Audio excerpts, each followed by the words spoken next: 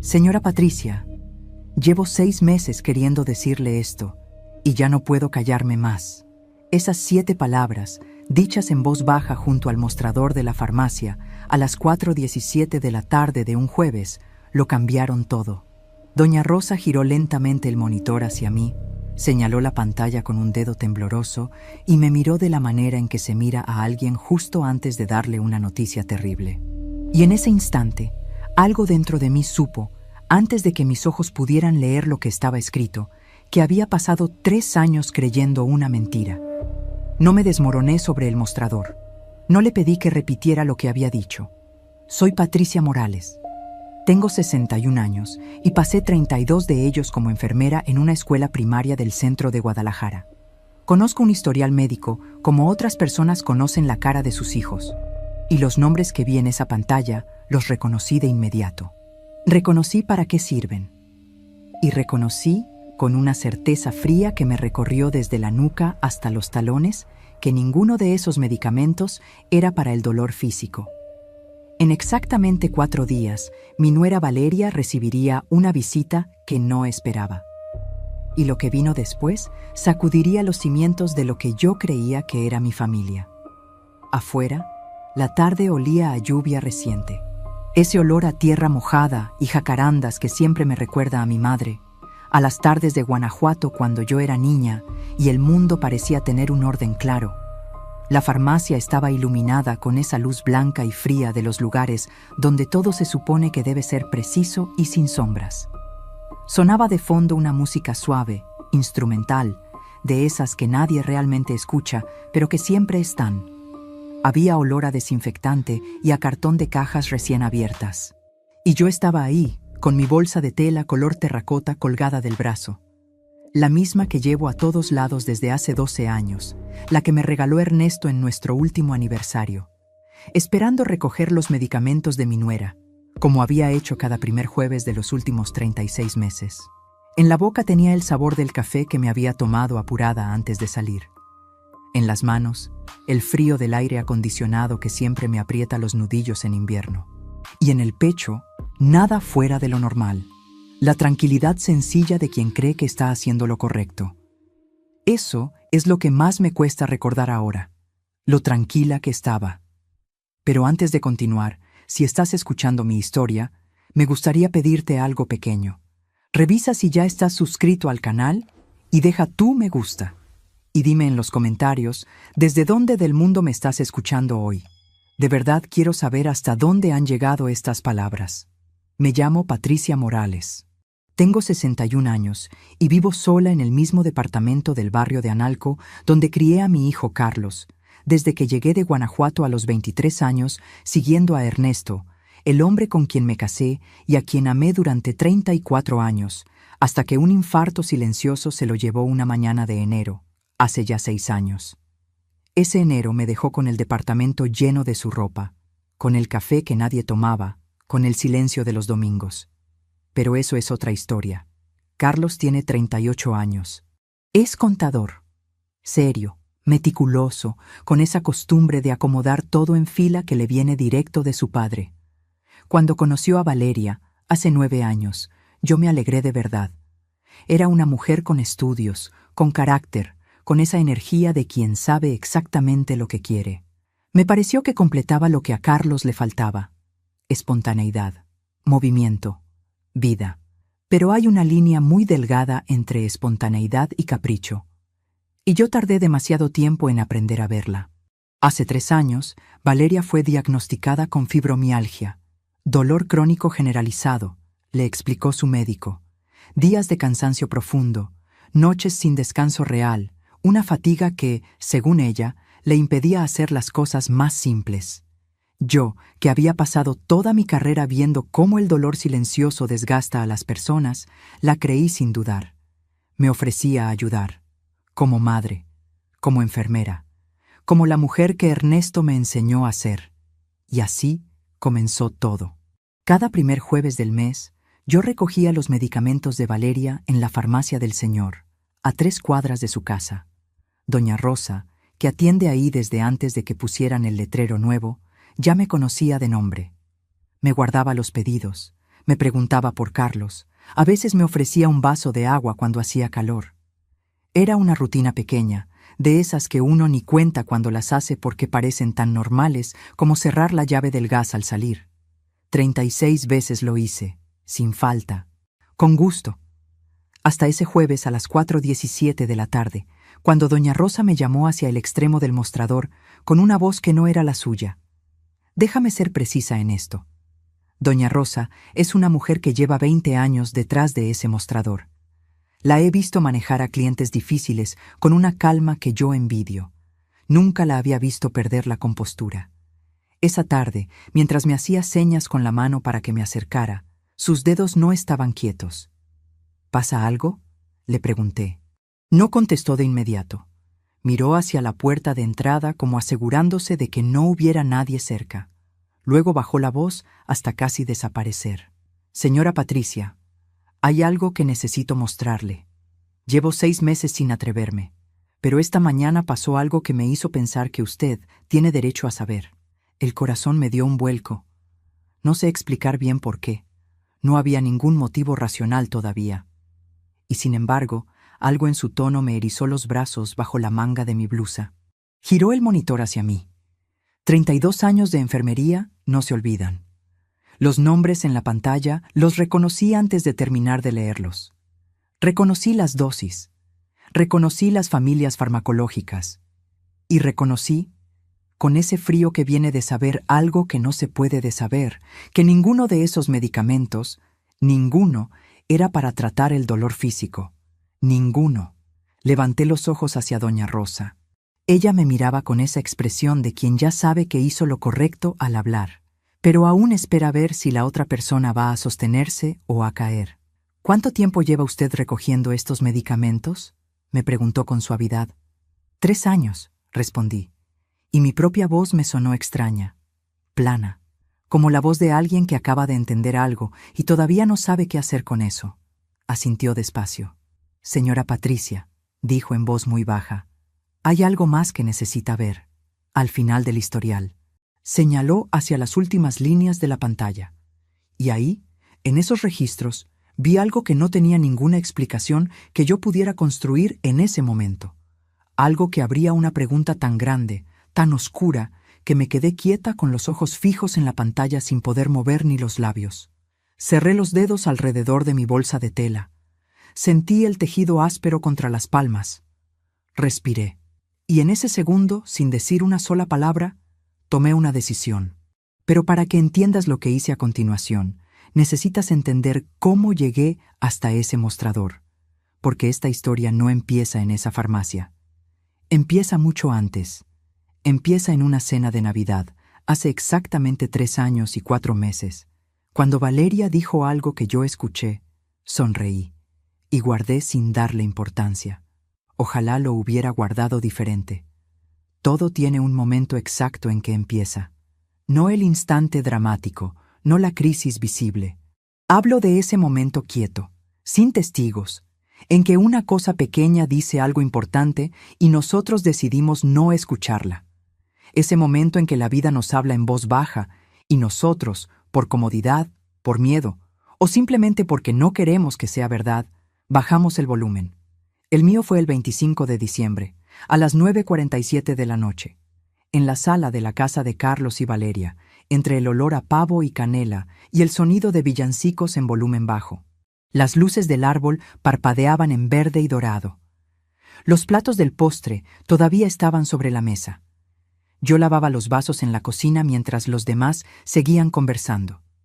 Y fue entonces cuando escuché, desde el pasillo, la voz de Valeria. Hablaba con su madre en tono bajo, de esos que creen que nadie oye. «Mamá, ya te dije. Carlos le cuenta todo a su mamá. Todo. No tenemos privacidad en este matrimonio. Es demasiado». Me quedé quieta con el vaso en la mano. El agua corría tibia sobre mis dedos. El sonido de los villancicos seguía igual. Y yo, Patricia Morales, enfermera retirada con 32 años de experiencia, leyendo señales que otros no ven, archivé esa frase en algún lugar de mi cabeza y seguí lavando los vasos. Ojalá no lo hubiera hecho. Y lo digo así, con esa claridad que solo da el tiempo, porque no fue ignorancia, fue una elección. Me dije que era Navidad, que las familias son complicadas, que yo misma había dicho cosas que no quería que me escucharan. Me convencí de que la frase no decía lo que claramente decía. Eso duele más que el no haber escuchado. Saber que escuché perfectamente. Déjame reformular. No es que no lo haya escuchado, lo escuché perfectamente, pero tomé la decisión de no darle el peso que merecía. Porque era Navidad, porque Valeria estaba cansada. Porque las nueras y las suegras siempre tienen una tensión natural al principio, me dije. Porque yo no quería ser el problema. Eso es lo que más me cuesta perdonarme, que sí vi. Y elegí no saber. ¿Sabes qué pasó exactamente 2 semanas después de esa Navidad?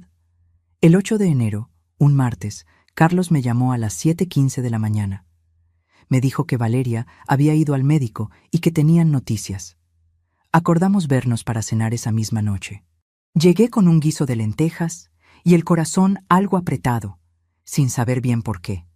Fue Valeria quien habló, con una calma que ahora entiendo de otra manera, pero que entonces me pareció simplemente madura. Me explicó que el médico le había diagnosticado fibromialgia, dolor crónico generalizado.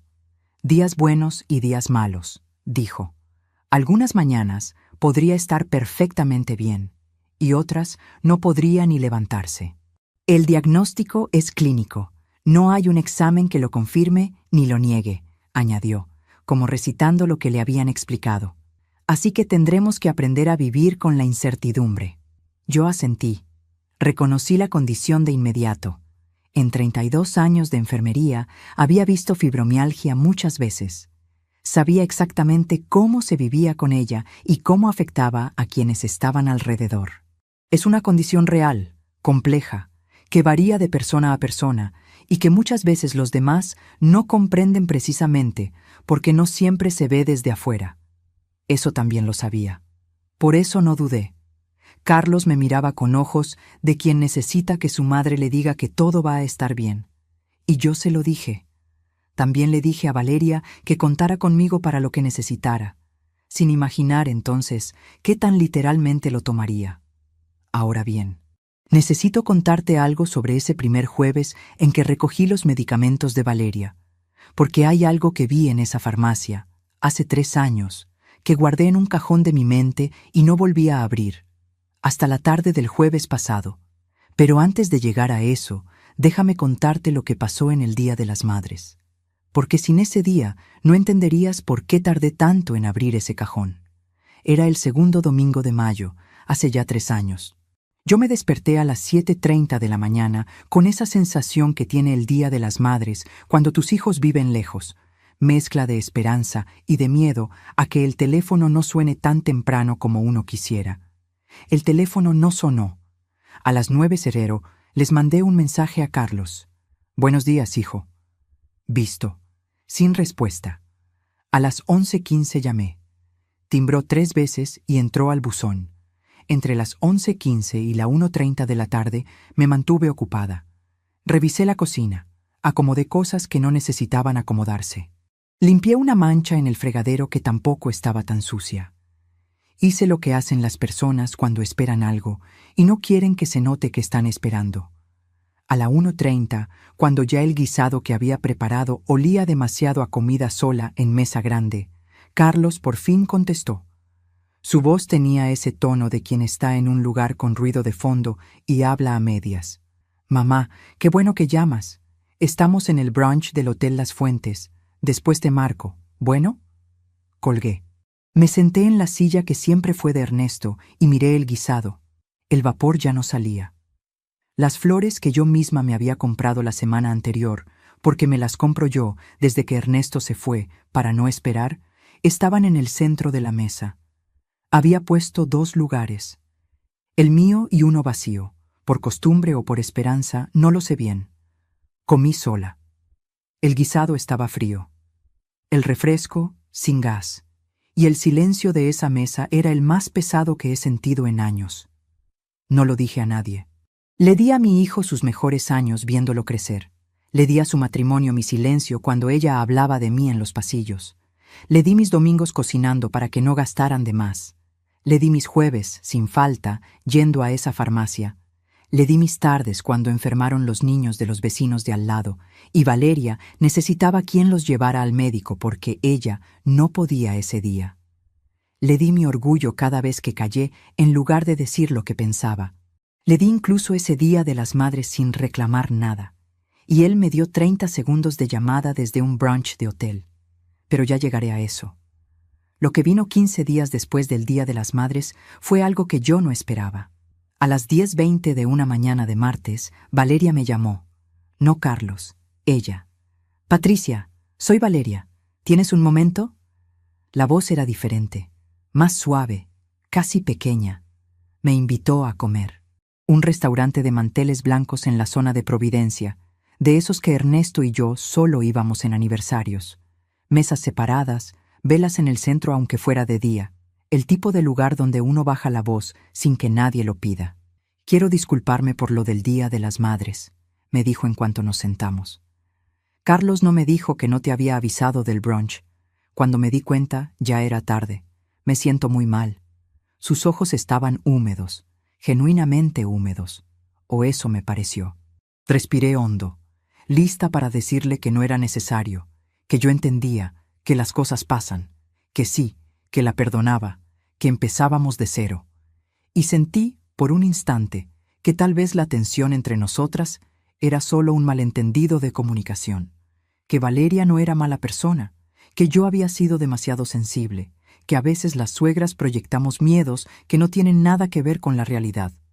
Pero, a los 20 minutos de esa comida, entre el tercer plato y el café, Valeria apoyó los codos en la mesa y dijo, con la misma voz suave: Patricia, necesito pedirte un favor. El dolor ha empeorado mucho estas últimas semanas. Las colas de la farmacia me agotan. ¿Tú crees que podrías pasar a recoger mis medicamentos? Doña Rosa ya me conoce. Sería muy sencillo. Solo el primer jueves de cada mes. Me miró con esos ojos todavía húmedos. Y yo dije que sí. Ahora entiendo que esa comida no fue una disculpa. Fue una negociación. Y lo que viene ahora es lo que vi ese primer jueves en la farmacia, hace exactamente 36 meses. Porque cuando doña Rosa me entregó los medicamentos de Valeria por primera vez, los miré. No pude evitarlo. 32 años de enfermería no se apagan como una luz. Los nombres en las cajas no eran los que yo habría esperado para fibromialgia. Reconocí la familia farmacológica de inmediato. Son medicamentos que yo vi durante décadas en expedientes de otros pacientes, pero no de pacientes con dolor muscular. Son medicamentos para otra cosa completamente diferente. Sentí un pequeño tirón interno, esa incomodidad discreta que siente un médico cuando algo no cuadra del todo. Pero era solo eso, un tirón pequeño, no una certeza, solo una pregunta que todavía no tenía forma. En ese momento me dije, seguramente el médico de Valeria encontró que, además del dolor, hay componentes de ansiedad. Es frecuente, no es raro. Guardé las cajas en mi bolsa de tela y manejé de regreso a casa sin darle más vueltas. 35 veces más guardé esas cajas en esa bolsa sin darle más vueltas. Hasta el jueves pasado. Pero hay algo que me di cuenta solo recientemente, cuando empecé a conectar fechas y momentos que antes veía sueltos. Hay algo que noté hace exactamente 1 año y 3 meses. Una tarde de miércoles en que llegué a casa de Carlos sin avisar porque quería dejarles una olla de caldo que había preparado de más. Toqué el timbre. Nadie respondió. Como tengo llave de emergencia, me la dio Carlos hace años, por si algo pasa con el gas. Abrí la puerta despacio, sin querer asustar a nadie. Lo que vi en la cocina me detuvo en seco. Valeria estaba de pie frente a la estufa, sin bastón, sin almohada térmica en la espalda, sin la postura encorvada que siempre usaba cuando Carlos estaba en casa. Estaba parada derecha, con los hombros relajados, moviéndose de un lado al otro al ritmo de una canción que salía de su teléfono sobre el mármol. Cocinaba, con ambas manos, movimientos fluidos, naturales, sin ninguna de esas pausas breves que hacen las personas cuando algo les duele y tratan de disimularlo. Sin dolor visible, sin nada. La cocina olía a ajo y cebolla sofriéndose. La tarde entraba dorada por la ventana. Todo era exactamente el cuadro de una mujer en su casa un miércoles por la tarde. Todo, absolutamente todo, excepto lo que yo sabía que debería estar viendo y no estaba. Me vio cuando ya era tarde para que ninguna de las dos pudiéramos fingir que no había pasado nada. «Hoy es un día bueno», dijo rápidamente con una sonrisa. «Con la fibromialgia es así, ¿verdad? Tú que eres enfermera lo sabes». Asentí. Dejé el caldo, me fui. Y archivé ese momento en el mismo cajón donde tenía guardada la frase de la Navidad, el Día de las Madres, y las cajas de medicamentos con nombres que no encajaban. Un cajón que, hasta el jueves pasado a las 4:17 de la tarde, yo nunca había abierto de verdad. ¿Sabes qué fue lo que doña Rosa señaló al final del historial? Porque no era solo el tipo de medicamentos lo que me dejó sin palabras junto a ese mostrador. Era un nombre que no era el de Valeria. Llegué a casa esa tarde a las 5:52. Entré, cerré la puerta con llave y me quedé de pie en el pasillo oscuro sin encender la luz. Afuera todavía llovía. Se escuchaba el agua contra los vidrios, ese ruido rítmico que en otras circunstancias me habría parecido tranquilizador. Las llaves aún colgaban de mi mano. La bolsa de tela con los medicamentos de Valeria seguía en mi brazo, exactamente donde había estado durante los últimos 36 meses. No la había entregado. Por primera vez en 3 años, no la había llevado a casa de Carlos, y eso, que parece un detalle pequeño, se sentía en el cuerpo como algo mucho más grande. Como cuando dejas caer un hábito que sostenías sin darte cuenta y sientes el peso de lo que cargabas solo cuando ya no lo estás cargando. Me fui directo a la cocina. Puse agua a calentar. El ruido del gas al encender fue el único sonido en el departamento. Mientras esperaba, abrí la bolsa y saqué las cajas. Las puse sobre la mesa bajo la luz amarilla de la lámpara. Eran pequeñas, con letras negras sobre fondo blanco, perfectamente ordinarias para quien no sabe leerlas. Yo sabía leerlas. Las miré durante un buen rato sin tocarlas, y entonces empecé a recordar todos los detalles que había guardado en ese cajón, todas las señales que vi con mis propios ojos de enfermera y decidí no leer.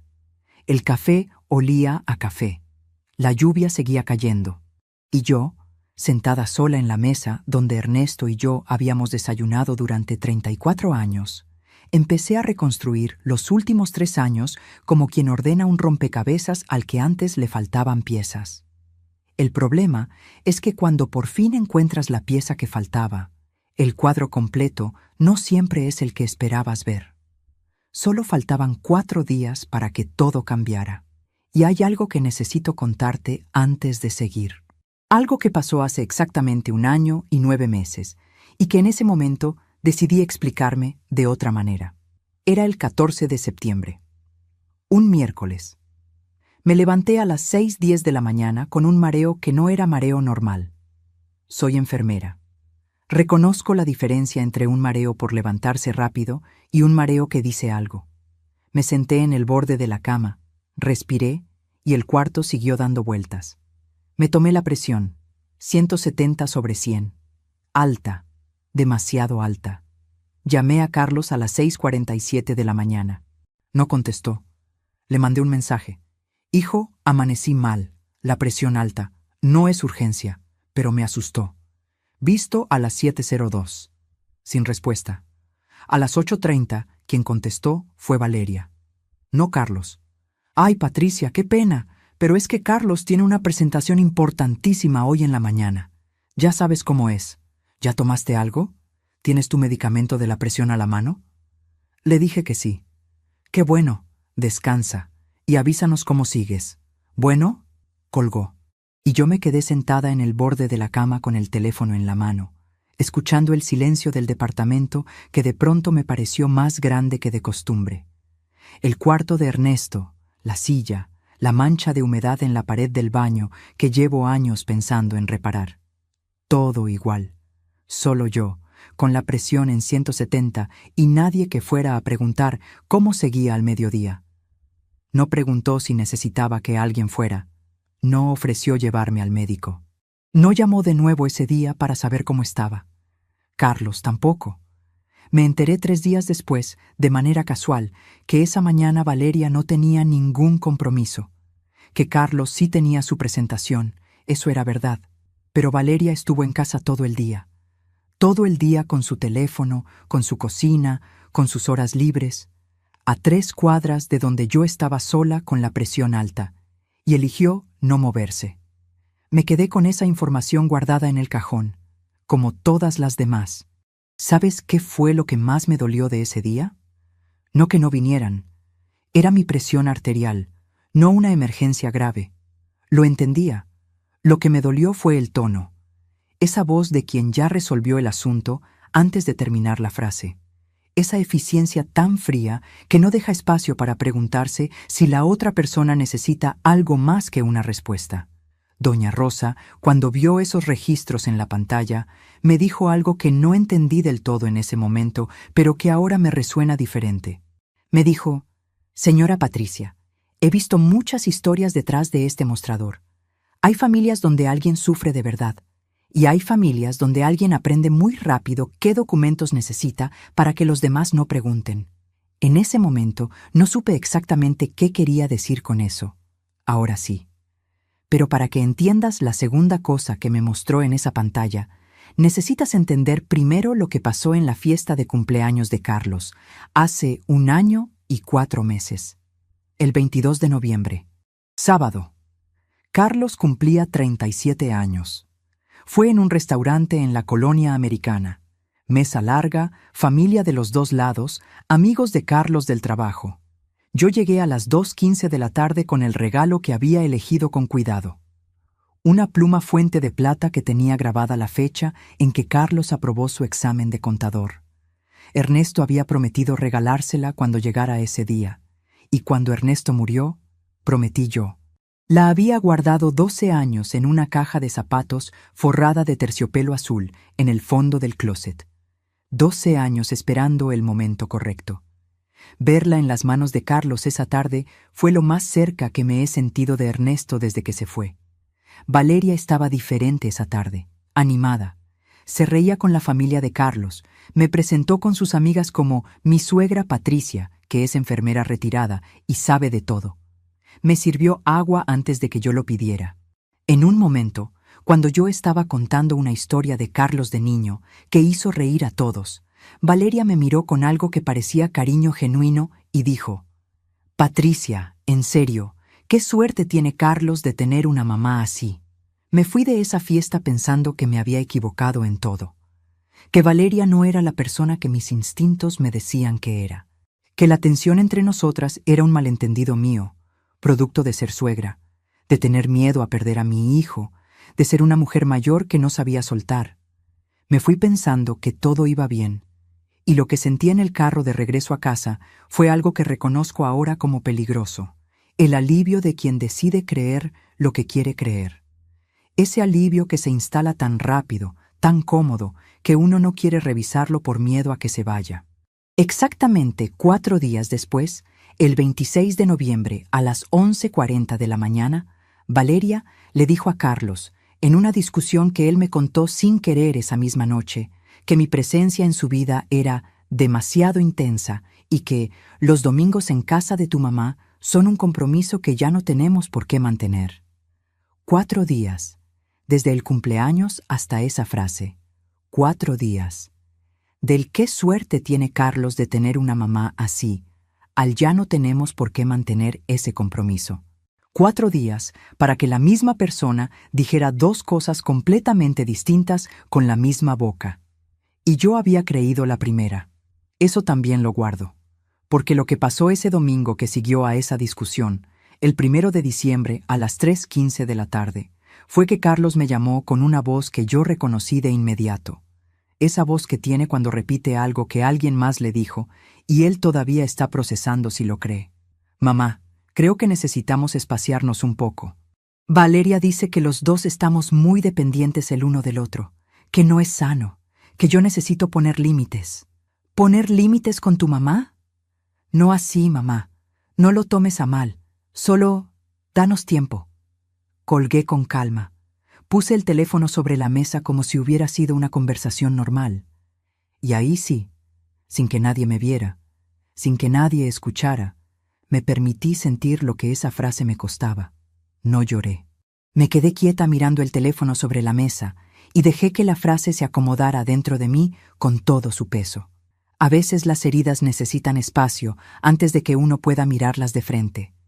Porque a veces la herida más profunda no viene del golpe más fuerte. Viene del momento en que entiendes que el golpe lo dio alguien que conoce exactamente dónde duele. A veces confiar en las personas equivocadas no es ingenuidad, es amor que no puso límites a tiempo. ¿Tú también has sentido alguna vez que te alejaron de alguien que amabas y no supiste cómo detenerlo? Escríbeme en los comentarios. Quiero leer tu historia. Esa noche, cuando llegué a casa después de la farmacia con las cajas sobre la mesa, hice algo que no había hecho nunca antes. Saqué un cuaderno pequeño, de los que guardo para listas del mercado, y empecé a escribir fechas, sin pensar demasiado en qué iba a hacer con ellas. Solo escribí, con esa necesidad que a veces tiene el cuerpo de sacar algo afuera para que ocupe menos espacio adentro. El día que vi a Valeria en la cocina sin dolor. El día que Carlos me habló del distanciamiento. El día que no respondieron cuando mi presión estaba alta. El día de las madres con la mesa vacía. El primer jueves de hace 3 años con las cajas que no encajaban. Eran 5 líneas. Solo 5. Las miré un momento con el lápiz todavía en la mano y pensé que tal vez estaba exagerando. Que tal vez eso era todo lo que había. 5 momentos difíciles en 3 años, que cualquier familia podría tener. Lo que no sabía todavía era que, antes de que pasaran esos 4 días, ese cuaderno tendría 17 páginas llenas. Y el nombre que doña Rosa me señaló al final del historial, ese nombre que yo no reconocí junto al mostrador de la farmacia, ese nombre que no era el de Valeria, me lo llevo puesto desde las 4:17 de la tarde hasta las 11:58 de esa noche, cuando algo en mi memoria hizo clic. Porque yo sí había escuchado ese nombre antes, una sola vez, en una conversación que no era para mis oídos, hace exactamente 2 años y 3 meses. El nombre era Rodrigo Méndez.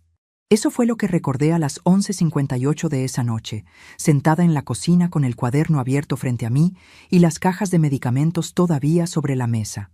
Rodrigo Méndez. R. Méndez. Las mismas iniciales que doña Rosa me había señalado al final del historial de compras, junto a un número de teléfono que yo no reconocí.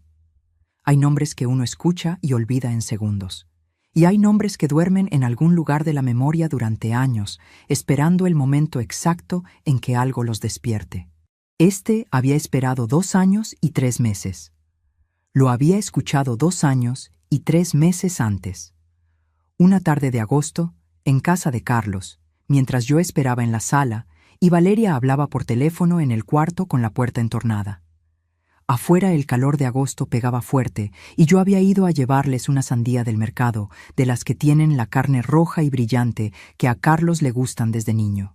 Esperé sentada en el sillón de la sala con el ventilador moviéndose despacio sobre mi cabeza. Y fue entonces cuando llegaron las voces. No pude escuchar todo. Solo 3 frases incompletas, en el tono rápido de quien no quiere que la oigan. Ya te dije que no puedo. No, Rodrigo, así no. Espera a que me avise Patricia. En ese momento no le di ningún significado especial. Nombre de trabajo, de una amiga, de un familiar que yo no conocía. Lo archivé junto a todo lo demás y no lo pensé más. Hasta las 11:58 de esa noche, pero eso vendrá en su momento. Porque antes de eso, necesito contarte lo que pasó el sábado 7 de marzo, hace 8 meses. La noche que Valeria cruzó una línea que antes de ese momento yo pensaba que ninguna persona cruzaría frente a los ojos de todos. Fue en casa de los Villanueva. Los compañeros de trabajo de Carlos los habían invitado a cenar, a ellos y a mí también, porque Gerardo Villanueva y Carlos llevan 15 años de amistad y siempre me incluyen en sus reuniones. Mesa grande, 9 personas, vino tinto, risas de las que calientan el ambiente.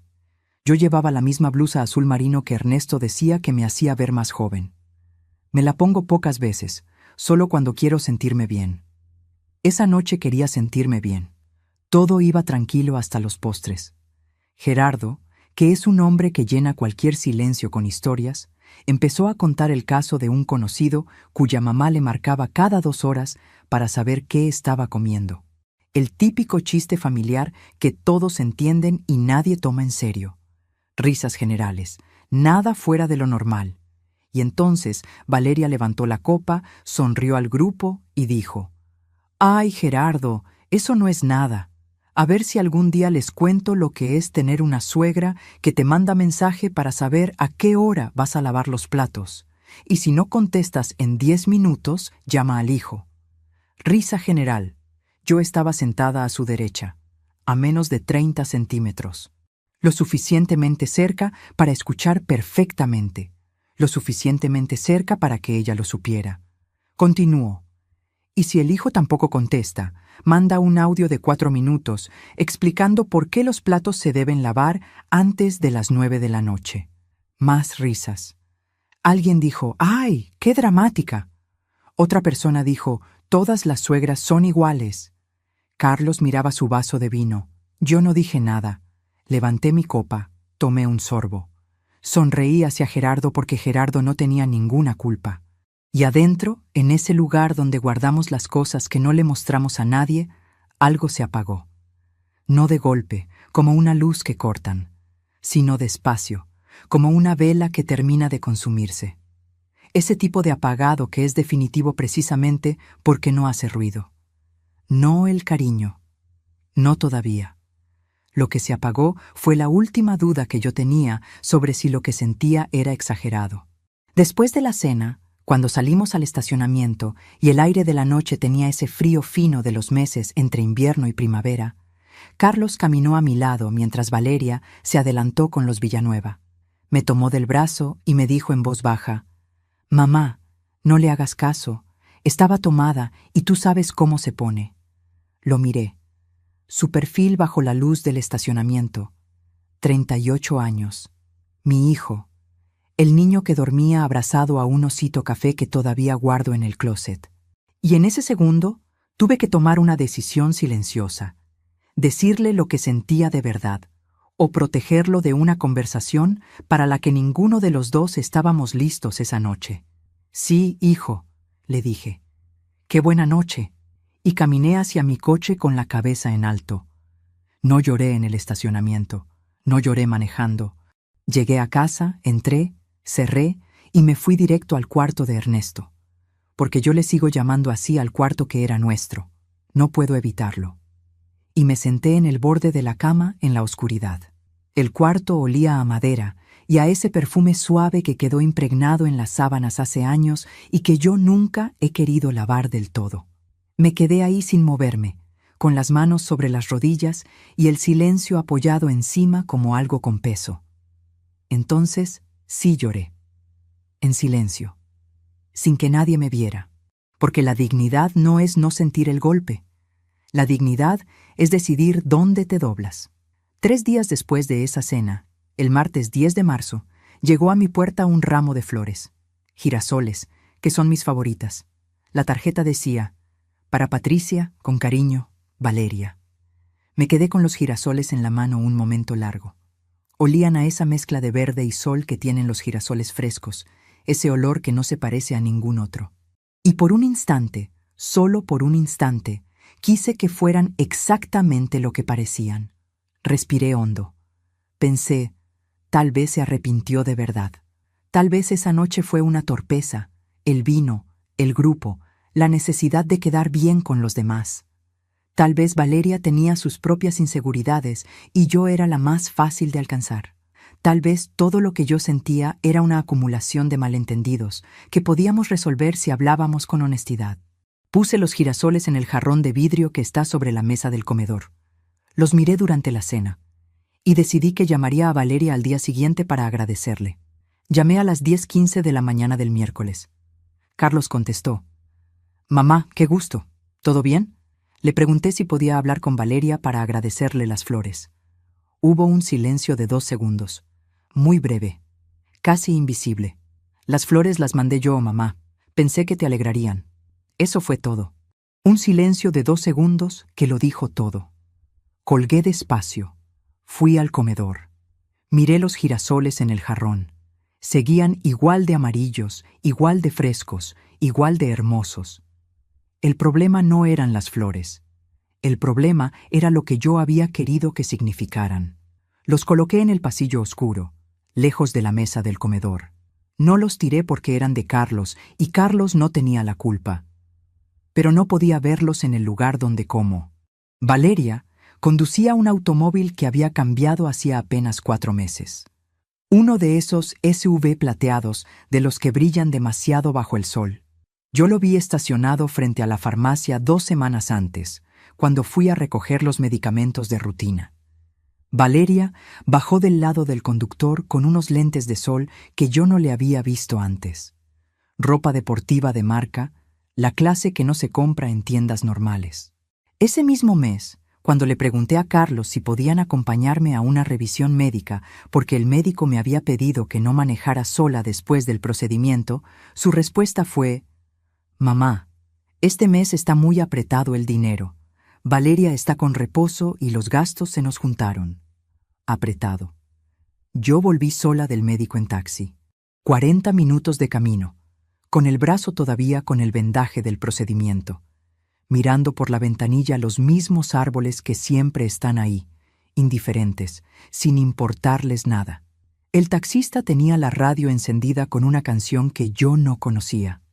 Esos 40 minutos fueron de los más largos que recuerdo en mucho tiempo. Le di a mis jueves a esa farmacia. Le di mis domingos a esa cocina. Le di mi silencio a esa cena frente a 9 personas. Le di mi orgullo de regreso a casa en ese estacionamiento. Le di incluso el beneficio de la duda a unos girasoles que no eran de ella. Le di 40 minutos de taxi con el brazo vendado porque no quería ser una carga. Y ella conducía un SUV plateado con lentes de sol que no se compran en tiendas normales. Pero lo que yo no sabía todavía, sentada en esa cocina a las 11:58 de la noche con el cuaderno y las cajas de medicamentos, era que el nombre de Rodrigo Méndez no era el único secreto que guardaba ese historial de la farmacia. Doña Rosa me había mostrado algo más, algo que no era un nombre, era una fecha.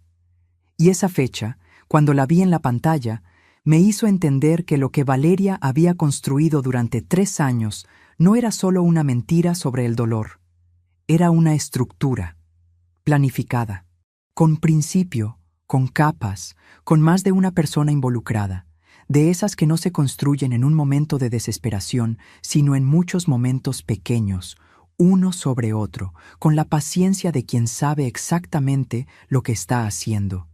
Y yo había sido, sin saberlo, una pieza dentro de esa estructura. Solo faltaban 4 días para que Valeria entendiera que algunas piezas, cuando las mueves demasiado, aprenden a moverse solas. La fecha que doña Rosa me señaló en la pantalla era el 3 de octubre. 3 años y 4 meses atrás. Me tomó unos segundos entender por qué esa fecha me paralizó junto al mostrador. No fue un proceso racional. Fue algo más parecido a cuando uno da un paso en falso en la oscuridad y el cuerpo reacciona antes de que la mente procese lo que pasó. Porque el 3 de octubre, hace 3 años y 4 meses, Valeria todavía no tenía el diagnóstico de fibromialgia. Ese diagnóstico llegó en enero, 3 meses y 10 días después. Los medicamentos habían llegado primero. Esas 4 palabras se quedaron flotando en el aire de la farmacia, como si alguien las hubiera escrito ahí, y yo recién las estuviera viendo por primera vez. Los medicamentos habían llegado primero, lo que significaba que la enfermedad no explicaba los medicamentos. Era al revés. Doña Rosa me lo confirmó con una sola frase, dicha con esa calma cuidadosa de quien ha ensayado cómo decir algo sin que suene más grave de lo que ya es.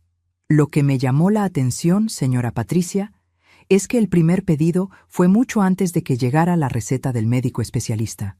Generalmente es al revés.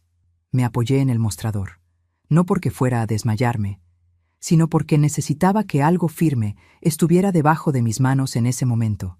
El mármol estaba frío, liso, real. A veces uno necesita tocar algo concreto cuando todo lo demás empieza a moverse. 32 años de enfermería me enseñaron a leer los hechos antes de leer las emociones. Y los hechos decían esto: Valeria tenía los medicamentos antes de tener el diagnóstico que los justificaba, lo que significaba que el diagnóstico no era el origen, era la cobertura. Salí de la farmacia a las 5:52 de la tarde. Llegué a casa, puse las cajas sobre la mesa y en lugar de llorar, abrí el cuaderno. Para entonces ya tenía 5 páginas llenas. Escribí la fecha. Escribí lo que doña Rosa me dijo, palabra por palabra, lo más exacto que pude. Escribí el nombre de Rodrigo Méndez. Escribí la fecha del primer pedido. Había algo extrañamente necesario en ese acto de escribir, como si poner las cosas en papel les diera un peso que las hacía menos posibles de ignorar. Cerré el cuaderno y lo guardé en la segunda gaveta del buró, debajo del rosario que me dio mi madre y que nunca dejo en lugares visibles porque es lo más valioso que tengo. Luego tomé el teléfono y marqué el número de Lucía Paredes. Lucía y yo nos conocemos desde hace 41 años. Compartimos un departamento cuando teníamos 20 y ella estudiaba Derecho. Nunca terminó la carrera, pero pasó 25 años como secretaria en un despacho notarial del centro de Guadalajara. Es de esas personas que no dramatizan, pero tampoco minimizan, que escuchan con los ojos, no solo con los oídos. Si hay alguien en este mundo que sabe lo que vale un documento, lo que resiste una prueba y lo que se cae sola, es Lucía. Contestó al segundo timbre. Eso es ella, siempre al segundo timbre. Licha, le dije, necesito que me escuches con calma. Hubo un silencio breve del otro lado. El tipo de silencio que tienen los amigos de verdad cuando entienden, antes de que les cuentes, que lo que viene es serio. Habla, dijo. Le conté todo. El historial de la farmacia, los nombres de los medicamentos, la fecha anterior al diagnóstico, el nombre de Rodrigo Méndez, el cuaderno con los registros de los últimos meses. Hablé durante 40 minutos sin interrupciones, sentada en la misma silla que era de Ernesto, mirando el jardín oscuro por la ventana de la cocina. El jardín donde en primavera florecen los helechos que Ernesto plantó el año que compramos el departamento. Los mismos que yo riego cada domingo sin falta, sin saber bien si lo hago por los helechos o por él. Cuando terminé, Lucía tardó unos segundos en responder. Patricia, dijo con esa voz suya que no sube ni baja, ¿tienes todavía el cuaderno con todas las fechas? Le dije que sí. ¿Y los mensajes de Carlos donde dice que no pueden ayudarte con gastos médicos?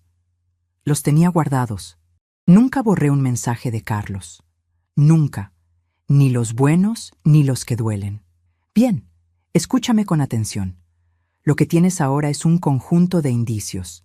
No es suficiente para hacer nada legal, pero sí es suficiente para empezar a construir algo sólido. Mañana llama a un notario, no para hacer un acta todavía, solo para saber qué opciones tienes si esto resulta ser lo que parece. Le pregunté qué era lo que parecía. Parece, dijo Lucía despacio, como midiendo cada palabra, que alguien usó tu buena voluntad como herramienta.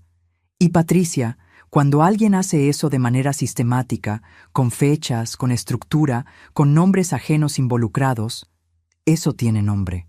No me dijo el nombre esa noche, y yo no se lo pregunté, porque una parte de mí todavía no estaba lista para escucharlo.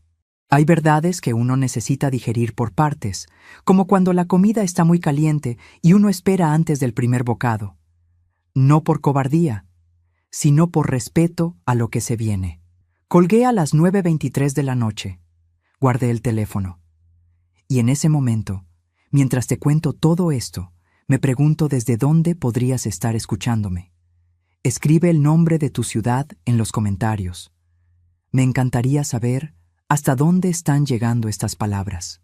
Porque esta historia no es solo mía. Y cuando sepas cómo termina, entenderás por qué te lo digo. Al día siguiente, a las 10:15 de la mañana del viernes, llamé a la notaría de la calle López Cotilla.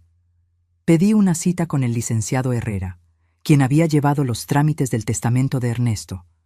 Un hombre de esos que escuchan sin interrumpir y toman notas con letra pequeña y ordenada. Su despacho siempre huele a papel viejo y a ese café que se hace en percoladoras antiguas, el que tarda más pero sabe mejor. Me recibió a las 4:00 de esa tarde.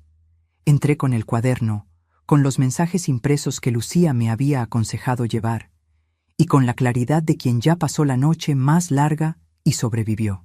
Le conté lo esencial: el historial de medicamentos, la fecha anterior al diagnóstico, el nombre desconocido en el registro. Le mostré el cuaderno. El licenciado Herrera escuchó todo. Tomó sus notas pequeñas. Luego me miró sobre los lentes y dijo: «Señora Patricia, antes de continuar necesito preguntarle algo. ¿Usted tiene acceso a algún documento oficial de la farmacia? ¿Algo firmado, certificado?» Le dije que doña Rosa me había ofrecido imprimir el historial con el sello de la farmacia. Asintió lentamente. «Bien, tráigalo. Con eso y con lo que ya tiene en este cuaderno, podemos hablar de acciones concretas». Solo faltaban 3 días. Pero eso no era todo lo que doña Rosa tenía para mostrarme, porque al día siguiente, el sábado a las 11:30 de la mañana, volví a la farmacia. Caminé esas 3 cuadras despacio, con la bolsa de tela en el brazo y ese peso extraño de quien regresa a un lugar sabiendo que esta vez va a salir diferente a como entró. Doña Rosa me esperaba. Tenía el historial impreso con el sello. Y tenía algo más. Algo que había encontrado esa mañana revisando el sistema para preparar mi documento y que la había hecho llamarme al teléfono con esa voz que tienen las personas cuando descubren algo que no esperaban. «Señora Patricia», me dijo en cuanto entré, «ayer solo le mostré parte del historial. Había una segunda pantalla que no abrí porque usted ya estaba muy afectada. Pero ahora que regresó, creo que tiene que ver esto». El corazón me hizo lo que hace cuando sabe que algo grande viene. «El nombre de Rodrigo Méndez», continuó doña Rosa bajando la voz, «no es solo un nombre en el historial. Hay una dirección registrada. Y esa dirección, señora Patricia, está a 2 calles de aquí, a 2 calles de la casa de su hijo». Me quedé quieta. Las 2 calles, todo este tiempo.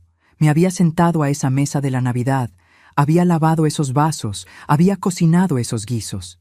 Había manejado esos primeros jueves sin falta, durante 36 meses, pasando siempre por esas mismas 2 calles. Las conocía de memoria. El árbol de jacaranda en la esquina. La panadería que abre temprano y huele a pan dulce desde la banqueta. El letrero azul de la miscelánea. Y nunca supe qué había ahí. Guardé el historial impreso en la bolsa de tela color terracota. La misma que Ernesto me regaló en nuestro último aniversario. Salí de la farmacia con paso firme. Llegué a mi coche. Cerré la puerta. El sol de la mañana entraba directo por el parabrisas y el interior del coche estaba tibio. Olía a ese plástico caliente que huelen los coches cuando llevan tiempo al sol. Un olor completamente ordinario. Y yo ahí sentada, con el historial en la bolsa y esas 2 calles en la cabeza, con la sensación de que el mundo que yo conocía tenía una geometría diferente a la que yo había creído todos estos años. Me permití preguntarme en voz alta, sola dentro del coche, con la frente apoyada contra el volante. ¿Cuánto tiempo llevaba esto planeado? La respuesta llegó al día siguiente. Y era peor de lo que yo imaginaba. Rodrigo Méndez tenía 34 años. Era el hermano menor de Valeria. Y vivía desde hacía 19 meses en un departamento de la calle Hidalgo número 47, a exactamente 2 cuadras de la casa de Carlos. Carlos no lo sabía. Eso fue lo que Lucía me confirmó a las 3:15 de la tarde del domingo, después de hacer algunas llamadas discretas a personas que ella conoce y que saben buscar información que está en registros públicos sin necesidad de violar nada ni meterse donde no se debe. El registro de domicilio de Rodrigo Méndez estaba en el padrón municipal, accesible, ahí para quien supiera buscarlo. Carlos no sabía que su cuñado vivía a 2 cuadras, pero su esposa sí. Y llevaba 19 meses sabiendo que yo pasaba por esa misma calle, todos los primeros jueves de cada mes, cargando en mi bolsa de tela los medicamentos que Valeria decía ser para ella. Necesité sentarme cuando Lucía me dijo esto. Estaba en la cocina. El sol de la tarde entraba sesgado por la ventana y hacía una línea dorada en el piso. La cafetera estaba vacía. Afuera, en la calle, unos niños jugaban y sus voces llegaban amortiguadas, como desde otro mundo. Y yo ahí, con el teléfono en la mano y una certeza tan pesada que físicamente me costaba sostenerla. Valeria no fingió estar enferma solamente para tener quien le hiciera los mandados. Lo hizo para tener un sistema. Un sistema donde yo llegaba a la farmacia sin preguntas, recogía lo que había en el pedido y lo entregaba sin revisar, porque era la suegra discreta que no quiere causar problemas, la enfermera retirada que entiende de salud y por eso no cuestiona, la mujer mayor que agradece que la dejen ayudar. Fui a esa farmacia cuando llovía tanto que el parabrisas no alcanzaba a limpiar el agua. Fui a esa farmacia cuando me dolían las rodillas y el frío me agarraba los huesos desde adentro. Fui a esa farmacia el día que se cumplió el primer aniversario de la muerte de Ernesto, y yo necesitaba estar sola con mi dolor. Fui a esa farmacia el día que Carlos me llamó para decirme que se espaciaran, y yo manejé en silencio, pensando que al menos podía seguir siendo útil de esta manera.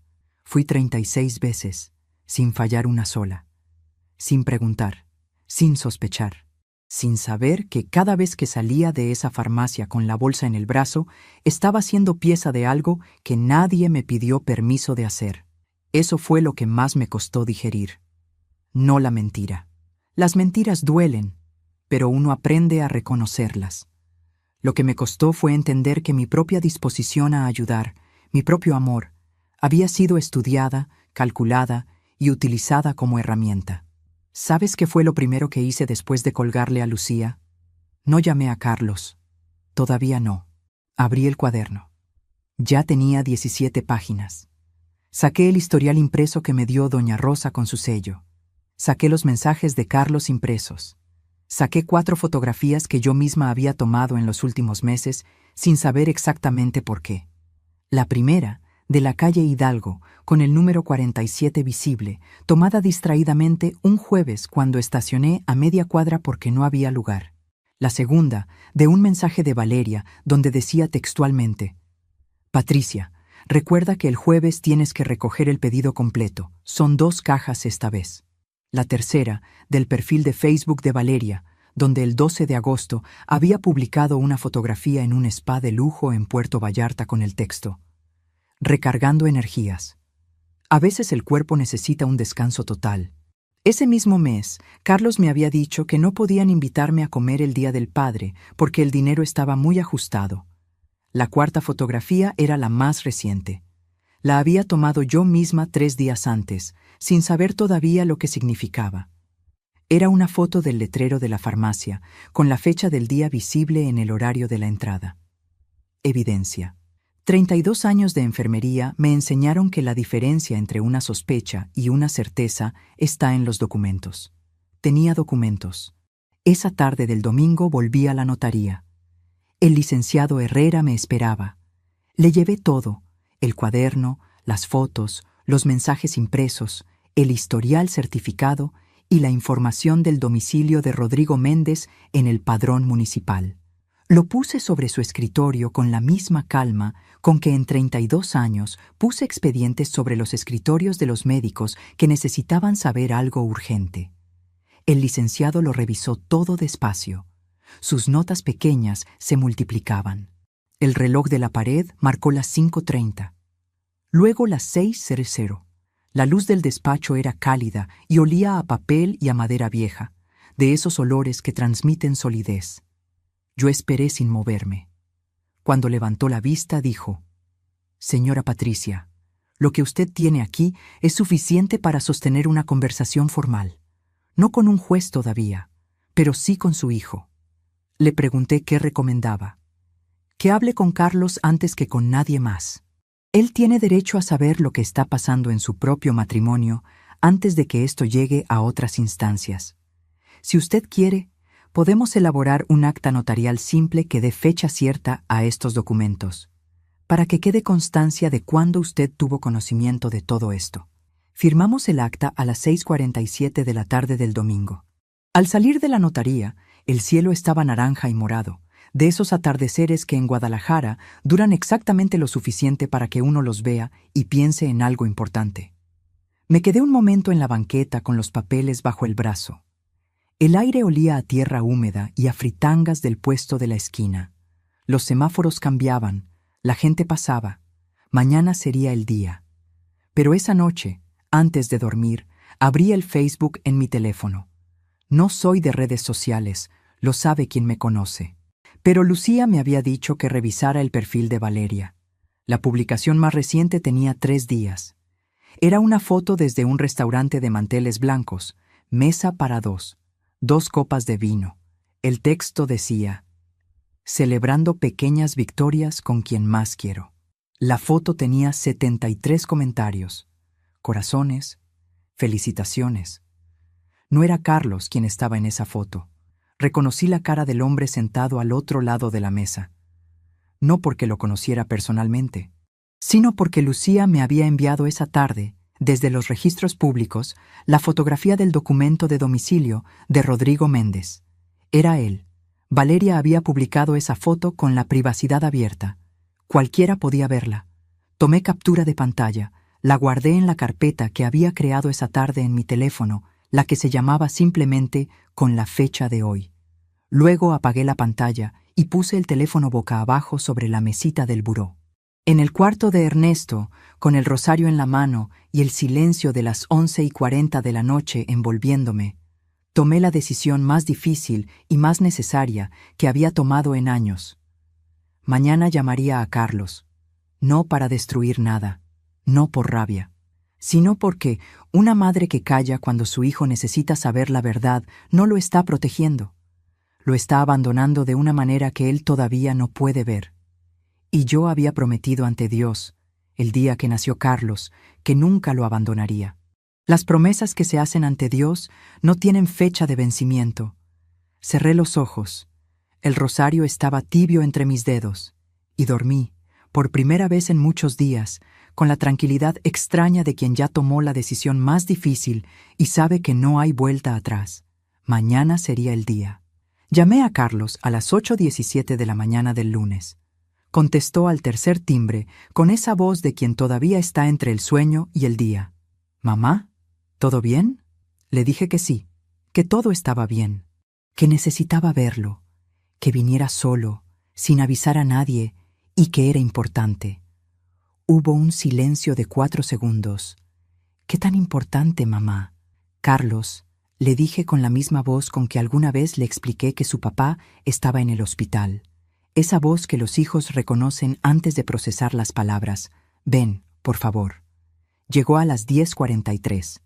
Escuché el coche estacionar desde la cocina. Me levanté a abrir antes de que tocara el timbre. Lo vi cruzar la reja del jardín con esa prisa lenta de quien quiere llegar, pero también tiene miedo de lo que va a encontrar. Traía el mismo saco gris de los lunes de trabajo, los mismos ojos de su padre. Lo hice pasar a la cocina. El café ya estaba listo. Olía a café y a pan tostado. Ese olor de los lunes en esta casa desde que él tenía 3 años. Todo olía igual que siempre. Todo se veía igual. La luz entraba por la ventana de la misma manera de siempre. Y sin embargo, los dos sabíamos, sin decirlo, que algo en esta cocina estaba a punto de cambiar de forma permanente. Lo senté frente a mí. Puse el café entre los dos. Y saqué el sobre Manila. «Carlos, lo que voy a mostrarte va a ser difícil de escuchar. Necesito que me dejes terminar antes de decir nada. ¿Puedes hacer eso por mí?» Me miró con esos ojos que todavía son los de niño cuando algo le da miedo. Asintió. Empecé por el historial de la farmacia. Lo puse frente a él y le señalé la fecha del primer pedido. Le expliqué, con la precisión de enfermera que nunca se va, para qué sirven esos medicamentos y para qué no sirven. Vi cómo su frente se fruncía despacio, como quien lee algo en otro idioma, y tardó un momento en entender que sí lo entiende. Pero el médico dijo que era para la fibromialgia. A veces se usan medicamentos para la ansiedad cuando hay dolor crónico, ¿no? Sí, Carlos. Pero esta fecha es de 3 meses antes del diagnóstico. Silencio. Le mostré entonces el nombre de Rodrigo Méndez en el registro. Vi cómo su mandíbula se tensó. «¿Rodrigo? ¿Lo conoces?» Tardó demasiado en responder. «Es el hermano de Valeria. Tuvieron un distanciamiento hace años. Ella dice que no se hablan.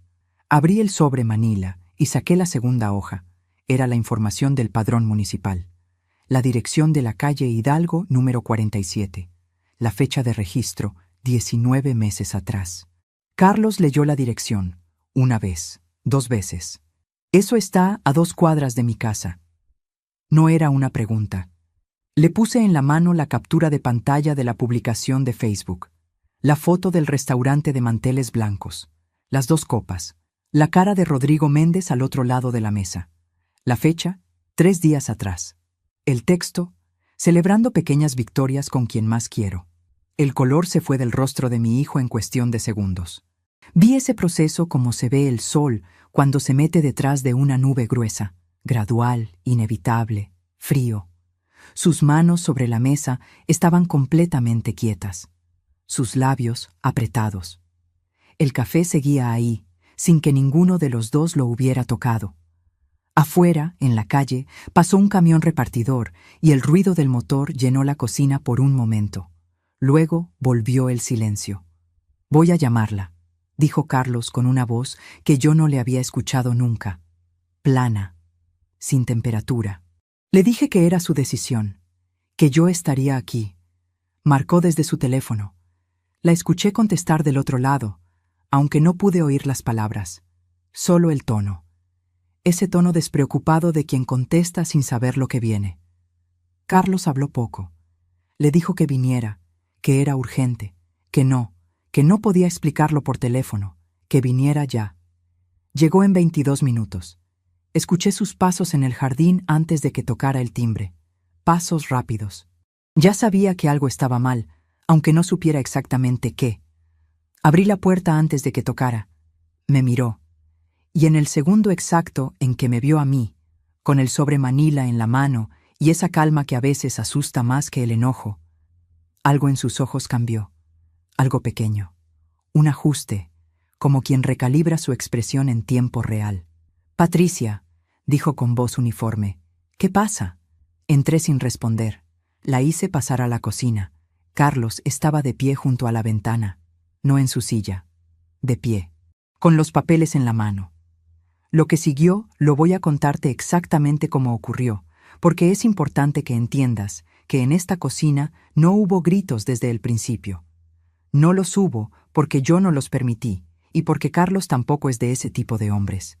Lo que hubo fue algo más difícil que los gritos. Fue la verdad dicha en voz baja, con documentos sobre la mesa, en la cocina donde ese hombre desayunó durante años. Valeria vio el historial de la farmacia. Su expresión no cambió. «Eso no tiene ninguna explicación que yo tenga que darte a ti», me dijo con esa voz suya de siempre, esa que parece decir que las preguntas que le hacen son un poco inferiores a lo que ella merece contestar. Los medicamentos los receta el médico. Yo no escojo lo que me da. «La fecha, Valeria», dijo Carlos sin moverse de la ventana. «Los médicos a veces recetan con anticipación». «¿Y Rodrigo?», preguntó Carlos, y puso la captura de pantalla de Facebook sobre la mesa. Ahí fue cuando la voz dejó de ser uniforme. «Eso es una foto con mi hermano. No es ningún crimen. ¿Desde cuándo vive en la calle Hidalgo?» Silencio de 3 segundos. 1, 2, 3. «¿Cómo sabes tú dónde vive? ¿Desde cuándo, Valeria?» La voz de Carlos no subió. No tembló. Se quedó exactamente igual. Y eso, que él se quedara exactamente igual, fue lo que hizo que el miedo llegara a los ojos de Valeria antes de que ella pudiera controlarlo. Lo vi. Vi el momento preciso en que entendió que no había versión alternativa de los documentos que tenía enfrente. Se volvió hacia mí, y su voz, cuando habló, ya no era la de siempre. «Usted me espió», sostuve su mirada. No dije nada. «Usted me buscó, me investigó. ¿Eso es lo que hacen las madres? ¿Destruir matrimonios?» «Valeria», Carlos la llamó con una sola palabra, dicha desde la ventana sin moverse. Ella giró hacia él. Y cuando lo miró, cuando vio que él no estaba del lado de ella en este momento, que estaba del otro lado de la mesa con los documentos en la mano y los ojos de quien ya no necesita que le expliquen más, algo se rompió dentro de ella de manera visible. Los hombros, la mandíbula. ese control tan preciso que había mantenido durante años. Carlos, yo puedo explicarlo todo. Entonces explícalo, le dijo. Y ese fue el momento en que supe que habían pasado los 4 días. Valeria se sentó. No porque se lo pidieran. Se sentó porque las piernas no le daban para seguir de pie frente a 2 personas que tenían documentos con fechas, sellos y nombres. Se sentó en la misma silla donde yo había servido café cientos de veces, en la misma cocina donde ella había dicho, apretado el dinero, mientras manejaba un SUV plateado de 1.400.000 pesos. Y entonces habló. Empezó despacio, con la voz de quien mide cada palabra antes de soltarla. Rodrigo tiene un problema. Desde hace años, con los medicamentos para la ansiedad. Una pausa. Dependencia. Lo intentó dejar solo 2 veces y las 2 veces terminó muy mal. En la segunda llegó a un punto que me asustó. Carlos no dijo nada. Esperó. Cuando me diagnosticaron la fibromialgia, el médico ya me había recetado algo para el nerviosismo que me daba el dolor crónico. Y entonces Rodrigo me pidió ayuda. Dijo que no podía ir él solo a ningún médico porque tenía miedo de que lo reportaran en el trabajo. Dijo que solo necesitaba algo que lo ayudara a dormir mientras encontraba una solución real. Me dijo que era temporal. Carlos colocó la hoja del historial de la farmacia sobre la mesa. Señaló la fecha. Esa fecha que llegó 3 meses antes del diagnóstico. Valeria la miró. La miró durante varios segundos sin parpadear. ¿Temporal?, preguntó Carlos. Ella cerró los ojos. El diagnóstico llegó después porque tardé en conseguir la cita con el especialista. Pero el problema de Rodrigo empezó antes. Y yo no sabía qué hacer. Carlos se apartó de la ventana por primera vez desde que Valeria había entrado. Caminó despacio hacia la mesa. Se sentó frente a ella. Y le hizo la pregunta que yo estaba esperando que hiciera desde el principio, la que cambiaba el peso de todo. ¿Y mi mamá? Valeria lo miró. ¿Ella sabía lo que cargaba? Silencio. Valeria, ¿ella sabía? No. La palabra salió pequeña, casi inaudible. Carlos se quedó mirándola durante 5 segundos, que parecieron mucho más largos. Luego giró hacia mí.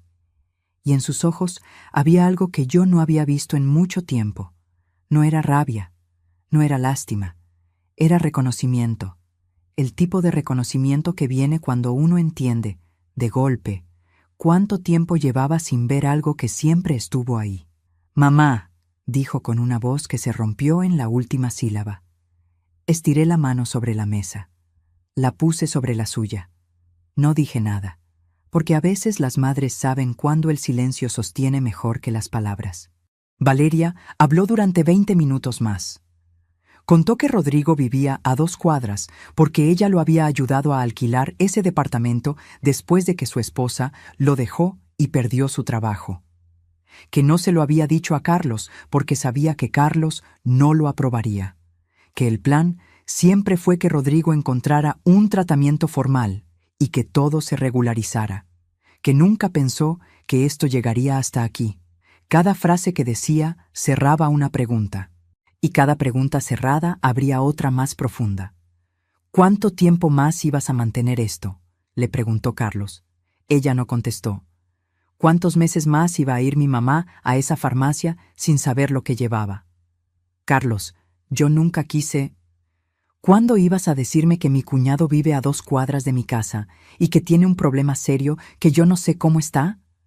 «No es tan simple». «¿Cuándo, Valeria?». El silencio que siguió fue el más largo de toda la mañana. Y en ese silencio, yo tomé el café que había estado frío sobre la mesa todo este tiempo. Lo tomé en silencio, con las 2 manos alrededor de la taza. El café estaba frío. Sabía a café frío de las conversaciones que se alargan más de lo que uno planea. Y aún así, lo tomé hasta el final. Antes de continuar con lo que pasó después de esa mañana, necesito preguntarte algo. Porque lo que hice a continuación fue algo sobre lo que todavía me hago preguntas. Saqué el sobre manila una vez más, y dentro había una última hoja que no les había mostrado todavía. Era el acta notarial, con fecha, con sello, con todo lo que yo había documentado durante estos días, formalizado ante un notario público. La puse sobre la mesa. Esto existe, les dije a los dos. Está fechado y firmado, pero lo que haga con él depende de lo que pase a partir de hoy. Carlos miró el acta. Valeria también. Y en los ojos de Valeria vi por primera vez algo que no había visto en 3 años. Miedo real. No el miedo de quien fue descubierta en una mentira pequeña. El miedo de quien entiende, de repente, la dimensión de lo que construyó y lo que puede perder. Y todavía me pregunto si hice lo correcto al mostrarlo, si era necesario, si había otra manera. Tal vez tú lo ves diferente desde afuera. ¿Qué habrías hecho en mi lugar? ¿Habrías guardado ese papel? ¿O también lo habrías puesto sobre esa mesa? Escríbemelo en los comentarios. De verdad quiero saber qué piensas. Lo que siguió no fue una explosión. No fue gritos ni puertas azotadas. Fue algo más difícil y más real que todo eso. Carlos le dijo a Valeria que necesitaba tiempo, que no podía procesar en 1 hora lo que ella había construido durante 3 años, que lo que más le costaba no era la situación de Rodrigo, que era un problema real que podía entender, sino la manera en que ella lo había manejado, la decisión de no decirle, la decisión de usar a su madre sin su conocimiento. La decisión de sostener una estructura de mentiras pequeñas, apiladas una sobre otra durante 36 meses. Rodrigo necesita ayuda profesional, dijo Carlos, con esa voz plana que ya no subía ni bajaba. Eso no está en discusión. Pero lo que tú y yo tenemos que hablar va a tomar tiempo, y mientras tanto, mi mamá merece una disculpa, una de verdad, no flores de floristería que yo pago. Valeria me miró. Y ahí, en esa cocina que olía a café frío y a pan que nadie terminó, con la luz del mediodía entrando directa por la ventana y los documentos extendidos sobre la mesa como el mapa de 3 años de silencios, Valeria Domínguez, mi nuera, la mujer que había dicho en una cena de manteles blancos que mi presencia era demasiado intensa, la mujer que me había mandado flores que no eran suyas y había contado chistes a mi costa frente a 9 personas, me miró directamente a los ojos por primera vez. En mucho tiempo, y dijo, Patricia, lo que hice estuvo mal, usé tu confianza, usé tu amor por Carlos, y no tengo excusa que valga lo que te debo. No sonreí. No dije, no importa, porque sí importaba. No le dije, te perdono, porque el perdón es un proceso, no una frase de cortesía que se ofrece en el momento en que la otra persona lo pide. Le dije, gracias por decirlo. Y eso fue suficiente por ese día. Carlos se quedó en mi casa hasta las 3:40 de la tarde. Tomamos más café, caliente esta vez. Comimos los bolillos que yo había comprado esa mañana sin saber que los necesitaría. Hablamos poco, pero hablamos de verdad, de esa manera en que se habla cuando ya no hay capas que proteger. Me contó que no sabía todavía qué iba a pasar con su matrimonio, que necesitaba procesar. Que lo que sí sabía era que iba a hablar con Rodrigo esa misma tarde, que iba a buscarle un especialista, que el problema de su cuñado no era un asunto que podía seguir existiendo en las sombras. Le dije que me parecía bien. Luego me dijo algo que no esperaba, que en los últimos años había sentido que yo me alejaba, que había interpretado mi silencio como distancia, que no había entendido, hasta esta mañana, que yo no me había alejado, que me habían apartado, y que él, sin darse cuenta, había dejado que pasara. La voz se le fue al decir eso. Se le fue de verdad. Y Carlos, que tiene 38 años, y los ojos de su padre, y la costumbre de acomodar todo en fila, lloró en mi cocina con la misma cara de cuando tenía 8 años, y se caía de la bicicleta y pretendía que no le dolía hasta que ya no podía. Lo dejé llorar. Le puse la mano en el hombro, y afuera el sol de mediodía seguía igual, indiferente y necesario como siempre, y los pájaros en el jardín hacían ese ruido que hacen los martes cuando el mundo sigue girando, aunque adentro de una cocina algo se haya roto y algo se esté empezando a reparar al mismo tiempo. Antes de irse, Carlos me preguntó qué iba a hacer yo con el acta notarial.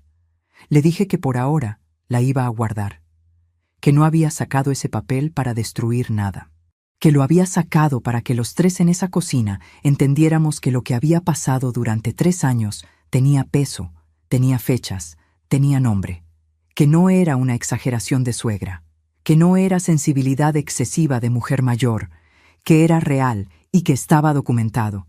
¿Y si las cosas no cambian?, me preguntó. Lo miré. Ese hijo mío, con los ojos de Ernesto. Entonces el papel sigue ahí, le respondí. Pero Carlos, yo no quiero usar ese papel. Lo que yo quiero es que no haga falta. Se fue a las 3:40. Escuché el coche alejarse.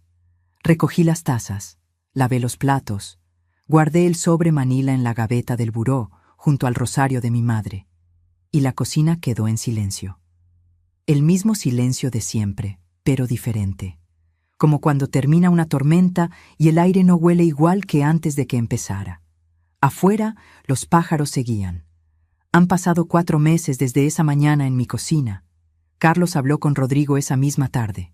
Me lo contó 3 días después, cuando vino a cenar sin avisar, con cara de quien ha dormido poco y pensado demasiado. Me dijo que Rodrigo estaba bien, que había aceptado buscar un especialista, que la conversación fue difícil pero necesaria, que llevaba 5 años cargando aquello solo, con Valeria como único apoyo, y que los dos habían llegado a un punto donde el secreto pesaba más que la solución.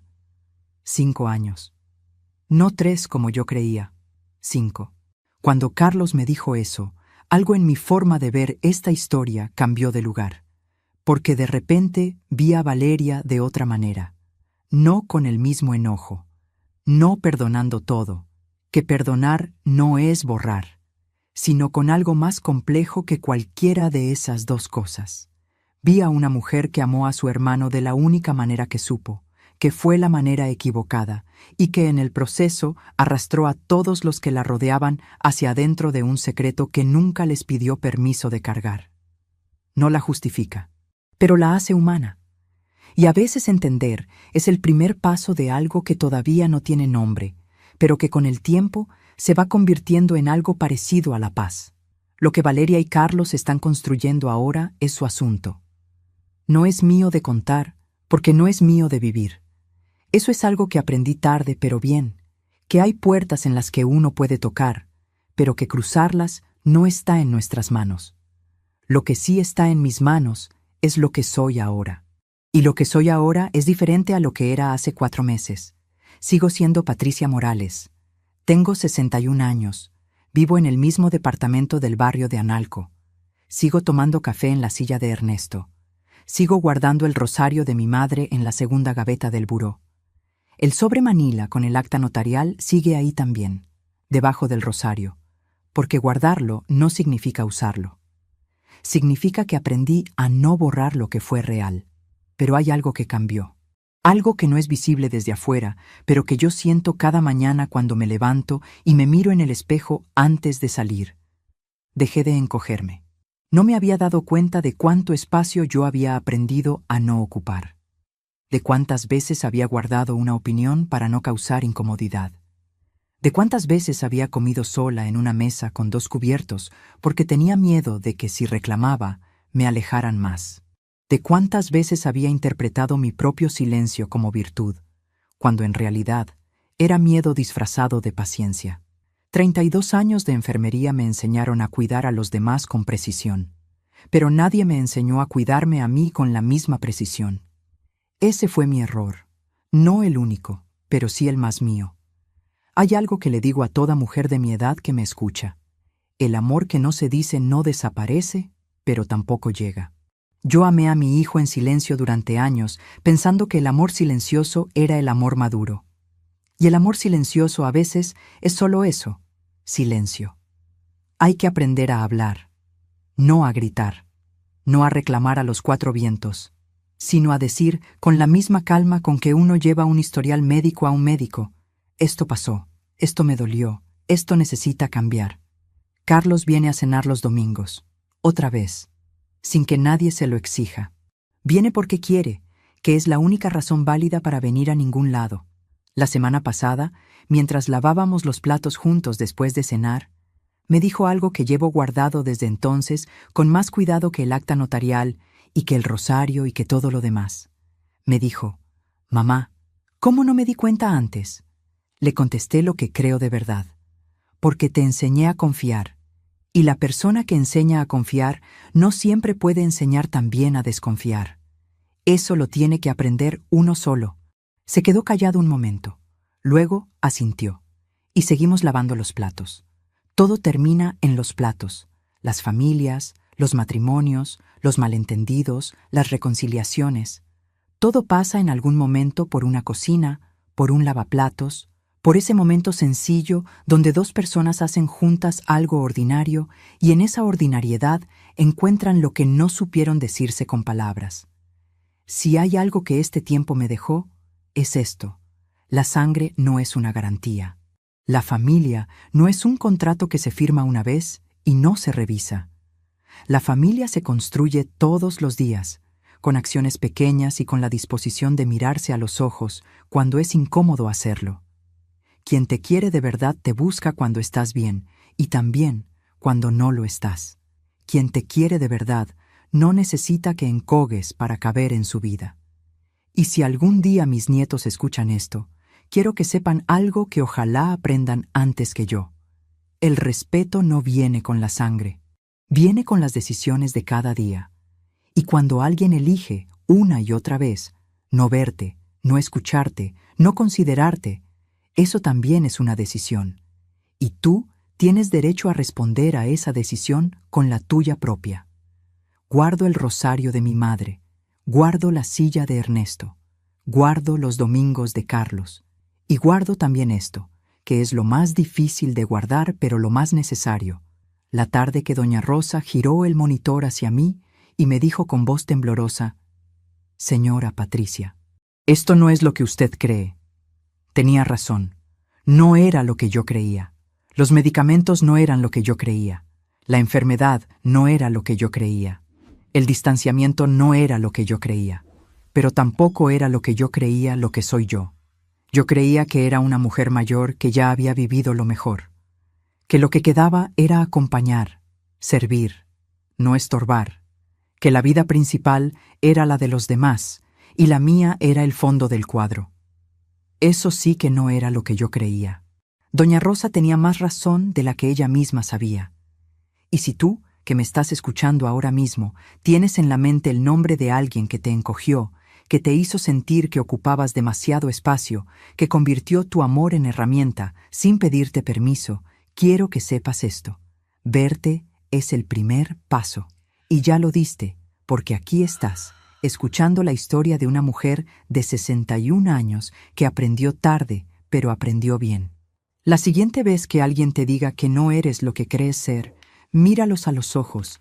Patricia Morales los miraría a los ojos y responde en voz baja pero sin doblar la espalda. Tienes razón, soy más.